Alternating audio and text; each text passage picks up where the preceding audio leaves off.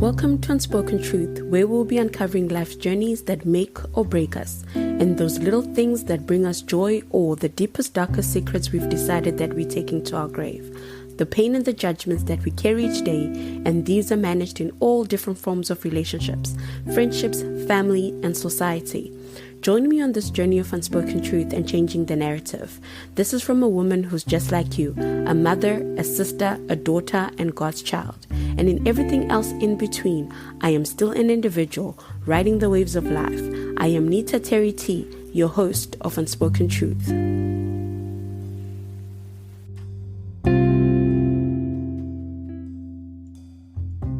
Episode 10, Learning the Art of Letting Go. Letting go doesn't mean that you don't care about someone anymore. It's just realizing that the only person you really have control over is yourself. Deborah Ribber. For years, I held on to things so personally, as if I deserved the pain and deserved the treatment. It took me years to realize that we are all earthly creatures trying to fight off our demons. Those that scream endlessly in our heads and those that tend to stay stored away and only show up when they are triggered. As we grow, they grow with us and become part of us. And if we don't learn how to let go of them, it puts us in a stagnant position of not growing and constantly having to carry the heavy burden. How do we learn the art of letting go of the pain and suffering? I thought it was utter nonsense. This meant I had to forgive all that I went through for me to be a better person. Does this mean that every traumatic situation I found myself in, every childhood trauma, every broken relationship, every friendship fallout, did this mean I had to let it all go? Don't I deserve an apology? Don't I deserve at least that before I try working it all out? I held on to so many disappointments that weighed me down. They made me feel as if maybe, just maybe, I deserved all that came my way, and that maybe I was the problem in it all, as I was the common denominator. By doing so, I started victimizing myself and felt so sorry for myself and projected ever so constantly. This went on and on. I didn't realize the grave I was digging for myself because this affected every other relationship in my life. I was so mad and I triggered so easily. And that upset little girl in me who didn't want to let go of things and kept my demons fed and happy. As long as I was sad and miserable, I attracted misery at its best form. We are what we say to ourselves. Like the saying goes, that the universe doesn't understand jokes. It gives us what we put out. The more I stayed miserable, the more my life was miserable and filled with so much drama, my demons constantly crawling out and having a field trip. Learning the art of letting go isn't easy, but truly worth it. You become a better version of yourself. You no longer carry the burdens and the disappointments, and you are free of earthly troubles. I can understand while you're listening to this, you're wondering, but Nita, it is easier said than done. I know that it isn't a walk in the park, but it is worth the trouble. Letting go is hard, but sometimes holding on is harder, unknown. Breaking down who you are and what triggers you. I know I keep saying you, and yes, the work has to begin with yourself. Then once that is done, you will easily let go of the rest. Having to ask yourself the hardest questions that we fear answers to, such as, why am I so upset? Why does this make me lash out? Then write down the answers. And once you do, it's easy to put blame on others or the situation. But try dig in deep, address the issues, address yourself. Through the journey of letting go, I learned the following. Let me share with you. I learned to apologize to myself.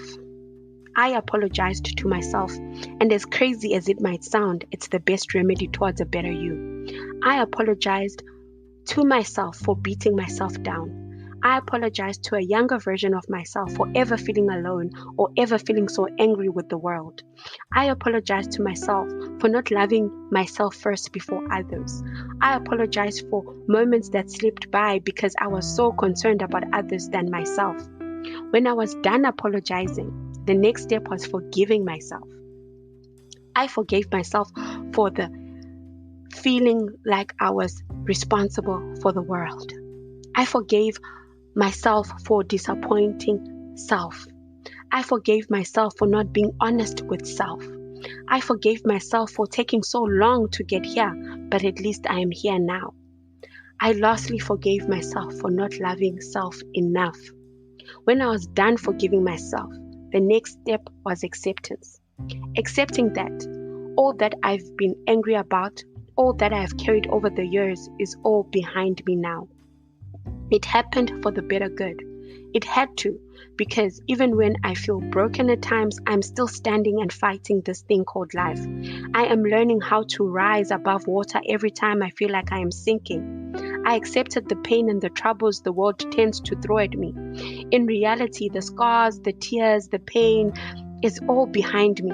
Accepting that whatever happened yesterday, or the year before, or an hour before, is now in the past. It's all behind me. It doesn't mean it will be so in the future. I accepted. When all that was done, I then let it all go. I had to bring myself closer to faith. I had to have faith in the higher power, faith in the universe. I had to have something that made me feel whole again, and by doing so, I had yet another fulfilling purpose. I learned the art of affirmation on how I was perfectly made, how I was perfectly put on this earth to live my narrative, to control my happiness, to choose who to let in and who to let go of. I wore my invisible cape with my stilettos, held my head up high because all that had brought me so much pain truly has no power over me. It doesn't define me, and it will never be my destiny. I wrote all my pain and suffering down and burnt it to ashes because it no longer served a purpose in my life, a purpose of who I wanted to become. I chose to be happy. I choose to put me first. I learned to love me more. I learned the ability to let go. No one triggers me. No one has a hold on me. I was perfectly put on this universe to do good. I had to remember the world doesn't owe me anything. I then came across a prayer that I always share with people in my life. I know sometimes people take it, but don't put in the work of understanding it. I turned that prayer into a mantra. I hope it will lift up your spirits on your journeys to healing and learning the art of letting go. It goes something like this.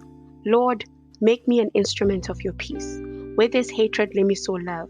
Where there's injury, pardon. Where there's doubt, faith. Where there's despair, hope. Where there's darkness, light. And where there's sadness, joy.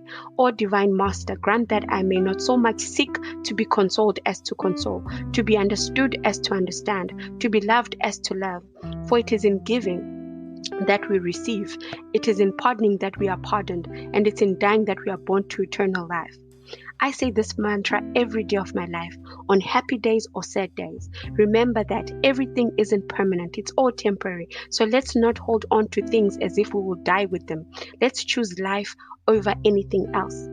Accept yourself, love yourself, and keep moving forward. If you want to fly, you have to give up what weighs you down. Roy Bennett. 10 is an even natural number. Nature gives us 10 fingers, so it is only natural for us to count in tens. I would like to thank you all for taking this journey with me. 10 episodes in, and I'm truly blessed to have people listen and share their comments and give feedback. I will be taking a 2-month break, and season 2 will be back in December. I cannot wait to share more stories that we didn't touch on, such as friendships, patriarchy, finances, and relationships, how I identify as one of the alphabet gang. The list goes on. Let me not spoil it. Please share with your friends, family, colleagues. I cannot wait to come back soon. For now, take care, my fellow listeners. Remember to follow Unspoken Truth on Instagram, subscribe on Apple Podcasts and Spotify. Be kind to strangers because it's the loving thing to do. Also, you never know. There could be angels. Scott Curran. I am Nita Terry T, your host of Unspoken Truth. Until season 2, remember to do what you gotta do so you can do what you wanna do. I thank you. Season 1 is finally done. Bye! The Unspoken Truth is the catalyst for important and thought-provoking conversations that need to be had. The network tackles social ills, spiritual healing, soul searching, and mental health awareness. To subscribe, click on the show link to follow our podcast and be part of the Unspoken Truth family. Find us on all social media platforms.